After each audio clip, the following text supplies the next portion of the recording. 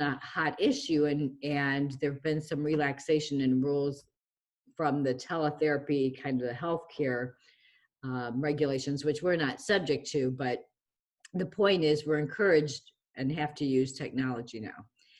So just kind of as a quick point of reference, there are certain federal and state laws that govern student records and confidentiality. One of them is, you've heard of FERPA. That's the national or federal Student Records Act, basically. And then we have the IDEA, which also addresses student records briefly anyway. Then on the state level, we have the Illinois School Student Records Act, which we're governed with obviously here in the state. And then we also have the Mental Health and Developmental Disabilities Confidentiality Act, and that governs if a student is receiving any mental health services, basically, which could be social work services, it could be the psychological, a lot of the IEP records also fall under that category. So under these, both the federal and state law, we have definitions of what a student record information is. And what we're really looking at is trying to protect personally identifiable information.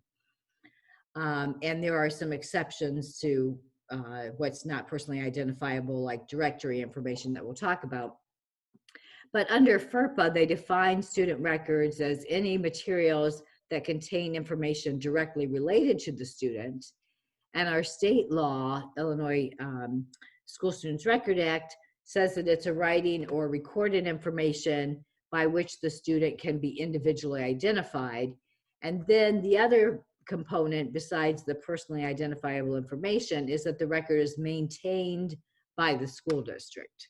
And the general rule is that we don't give out any student record information unless we have parental consent. There are the other exception, that's the big one that we typically use on the next slide, would be school officials. So those are school employees that have a legitimate educational interest. That means that we are, for example, let's say the student is in a middle school and they have a middle school team of teachers. So everyone on that student's team has a need to know things that are going on with that student. They're providing instruction to the student. They're working together as that middle school team concept. But a teacher that's on a totally different team doesn't need to know that information about the student. So we're looking at particular professionals in the school that have a need to know. And then you can also be a school official if you're like Google, with certain expectations met. And what I mean by Google being a school official would be you could share information with Google, and there are numerous types of agreements with and requirements for these technological providers. But if they are performing a function that the district would use, they're under control of the district, and they can't redisclose the information, they can also qualify as a school official. Again, just as I said, someone who has a current educational or administrative interest in that student. So again, it's not everyone in the teacher's lounge, but it would be those school professionals that are working directly with that student. As I mentioned before, the Health Insurance and Portability Act for healthcare providers and those who are doing private types of services, telehealth services, restrictions on what platforms can be used has been relaxed. We've had a number of U.S. Department of Education guidance that encourages schools to use these technological platforms, because obviously, how are we going to provide synchronous learning remotely unless we use some of these platforms? So we are encouraged and recommended and required to use these. Now, the other thing was there was a lot of questions about, okay, so we do our Zoom classroom meeting or our group work, and what happens if the student's parent sees some other kid? What happens if the student's teenage brother sees some other kid? You're walking by Is that a problem? Are we giving away confidential student information? And the answer is no. There had always been some US or some FERPA, Family of Compliance Office rulings, that said just observing a student is not seeing any student records. We allow parents to come in and observe in the classroom. We do ask them not to talk about things or take pictures of things, but just to observe someone. If I walked in the classroom and I saw your child in there, that's not a student records violation. They aren't necessarily getting any, but they're not getting any personally identifiable information.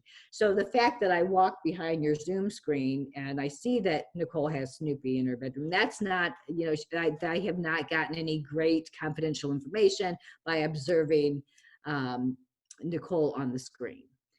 Now, when we've done, we have asked parents, and I'm not sure, Nicole, what you did in your district with this or what you are doing, but what we do ask parents to do is not record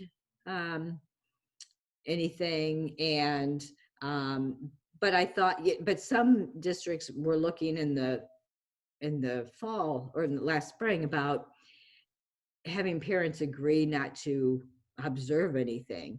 And I think that might be problematic because some students are going to need that assistance to stay on task. And if you say I have to be in a totally different room, I have no idea if my child is watching the screen. I have no idea if they're climbing up the wall. But just observing is not a problem.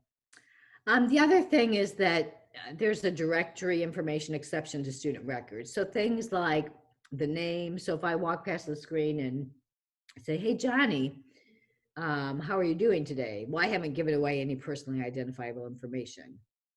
There are requirements under federal privacy laws about, and then there's also that school official, FERPA has those requirements about, for example, you can't be using a technology platform and then that platform uses, or that app, some apps will have things in, like they'll send advertisements or they'll use your information in some way, or they'll sell your information so that you can start getting ads to buy something. And so just the only thing I want to say here is a warning that if you find, so you're doing your research to find all these cool activities for kids in your class, and there's some apps out there that you need to check with the district, because some of these, they call them click wrap, where you go down there and it'll just say, I agree, I agree with these terms and conditions, click, and then you have access to the app. Well, the problem is, number one, that most people don't read through every single line of this small print, 5 pages, before they click it.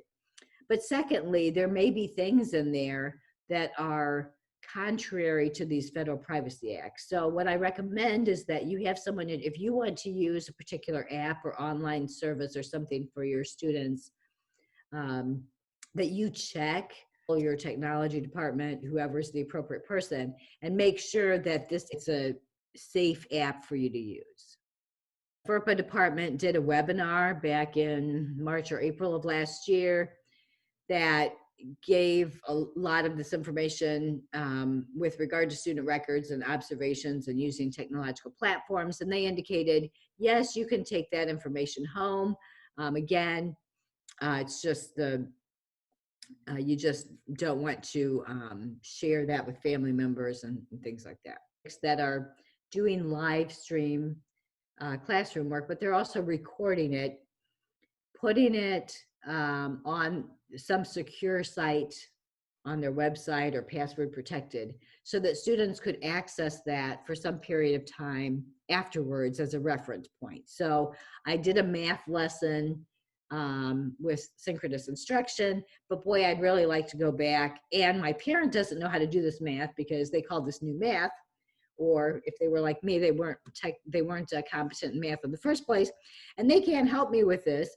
And so I would like to go back and view that part of the lesson again to make sure I understand it. So if we do that, if we are recording it, one thing is just, again, we're looking at not, if there's some kind of incident where student record information, like information about students' IEP or there's something going on in the classroom that's not really appropriate for recording, to stop that.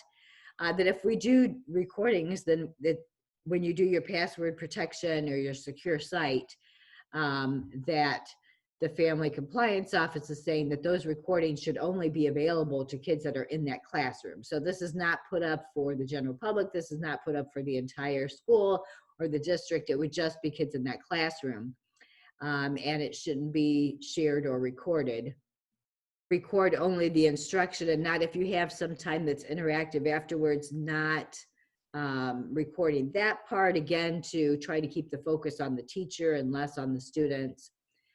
And then the other thing would be that it should, because as I was mentioning before, a student record relates to that student is maintained by the district. We don't want to maintain a recording. If we do this, I would have it up for a certain period of time and then it's no longer available. So if you want to go back and reference that math lesson, it will be available. There is a smooth lesson that is like a pinnacle of, or a foundations lesson.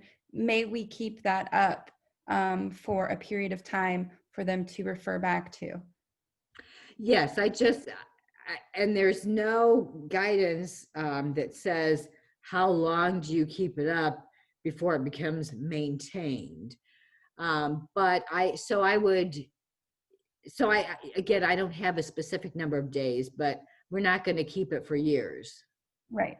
That's a good idea for if you set up, just like you would your chance plans in the beginning of the year, and you have your norms for your classroom meetings, say, or you have your norms for how we're going to do these synchronous math lessons. Those are foundational pieces that you might want to refer back to. Be part of that district plan and schedule that you're doing. But if you are going to be, I mean, first of all, I would give notice to parents. We can't control if someone else observes your student during a remote lesson. We're asking you not to record information or share it, but also if you were going to record it, also put that in as a notice that we are going to record it and maintain this lesson, for a short period of time. For reference for the students, it's only going to be available to your classroom, and then obtain consent of the parent. All of our student records requirements are still in place as well. And when you send an email, that becomes a student record if, again, we have personally identifiable information. If you have the student's name in it and they later come back and say, well, I'd like all my student records, the emails with that student's name in it are also student records. So we want to don't put anything in an email that you wouldn't want, shared with everyone, because the parent will have access to that. And I don't expect that you would put anything in it, but just a reminder that emails are student records. All right, so just some tips on confidentiality, as far as if you are doing your lesson from home, just kind of set up what's a good schedule for your family to allow your privacy, and where's a good workspace. I've moved into, unfortunately I got the pink and white stripes in the background, but I move into my bedroom when I do a Zoom meeting or an in-service or something, because then I can shut my door. If my teenagers go running through the house, it's less likely that you'll hear it. My dog won't be barking, at least in this room. So just trying to, set up your space that's going to help you keep things most confidential. And then again, you can have student records obviously with you, but again, you're not to be sharing this with other family members. In group sessions, we've basically already gone over this, but